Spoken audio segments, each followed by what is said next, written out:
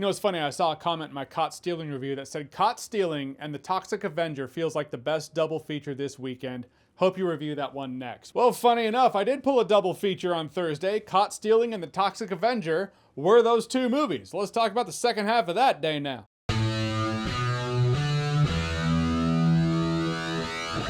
So the Toxic Avenger, the 2025 version that is written and directed by Macon Blair, is a remake of the cult classic, The Toxic Avenger. Though Peter Dinklage's character is a different name than the original.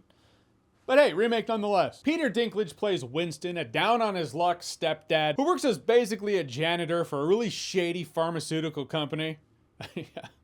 Narrowing it down there, but still. But after he's killed and his body's dropped into a vat of toxic waste, he becomes the new Toxic Avenger. And before I get into that, I gotta give props for the setup of the film, because usually in a movie like this, it's like, okay, when he becomes the Toxic Avenger, then the movie kicks off.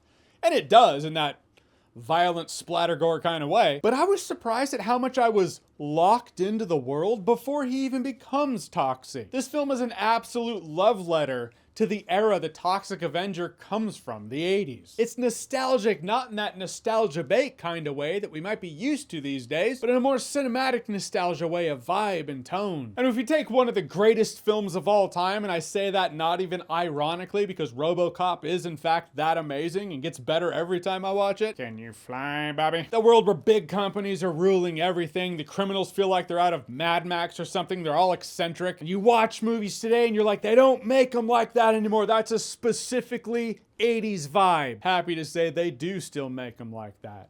It's called the remake of Toxic Avenger. It's clearly made by someone who has a love not just for that era of cinema, but that vibe of cinema. I can't help it, I do see a little bit of RoboCop in here. Might be unfair to compare the two. Bitches leave. I'm sorry, last Kurtwood Smith line from RoboCop, I swear. Possibly. But instead of big tech infiltrating and controlling law enforcement, you have a shady pharmaceutical company messing people up and they're trying to sell them the cure because they're messing them up. You know, like fiction. Insurance company that fails this man. Deep down, Toxic Avenger is a film that has something to say. This film also has actors lending credits. You watch this movie and you're like, how much did this film cost to make? I tried doing the Google search thing. AI said, don't know. But watching the film, safe to say it is a smaller budget. One could call it endearingly grade B in that cult classic kind of way. But you do have Peter Dinklage as the lead, though he's not the Toxic Avenger. He's the voice of the Toxic Avenger, because when he becomes Toxic Avenger, he gets a bit bigger. Toxic Avenger in the full makeup is actually a female actress, Luisa Guerrero. But for the most part, they do a really good job at Peter Dinklage's voiceover matching with the character Toxic Avenger, which Peter Dinklage is not physically playing at that point. Yeah, you also got Kevin Bacon as corporate douchebag Elijah Woods in the film. I always like that Kevin Bacon, he just seems down to do films like this and play the bad guy. And every time I see that happen, I'm always like, awesome. But once he becomes the Toxic Avenger, once he becomes Toxie, the film leans into what it is. It's kind of funny that Peter Dinklage is starring in the film, because this movie does take a page from Tyrion Lannister's book, Never Forget What You Are, the rest of the world will not. Wear it like armor, it can never be used to hurt you.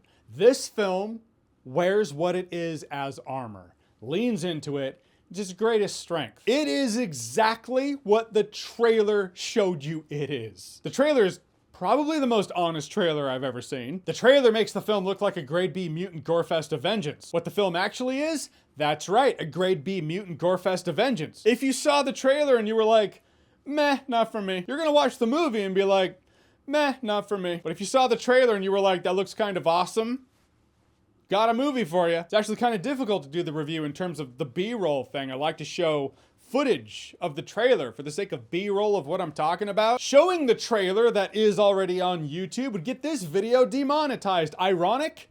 Yep. Also par for the course YouTube. Look, there are some films out there looking for that Oscar bait. There are other films out there that go, we know the audience. It's a smaller audience, but it's our audience.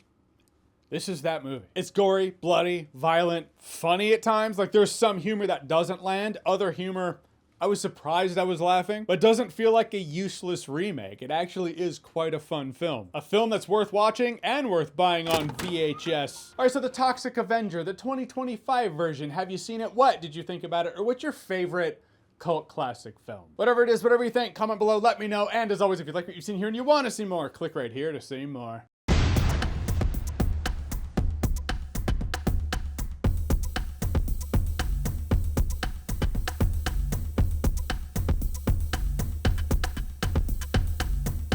Hey, take a look at my face, dick.